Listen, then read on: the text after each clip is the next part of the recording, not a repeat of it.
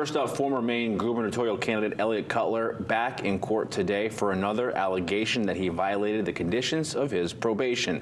The judge denied his attorney's request for Cutler to be released on house arrest. Cutler's attorney pointed to fact Cutler has already served 60 days for a nonviolent crime.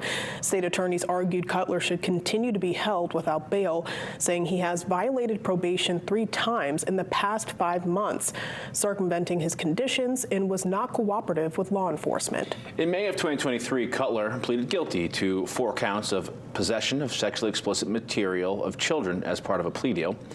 Cutler was sentenced to 9 months and received 6 years of probation. In January 2024, Cutler was released from jail about 6 weeks early for good behavior. Since then, Cutler has been charged with probation violations in November and January 2025, with the most recent being Cutler's arrest in February for allegedly possessing pornography.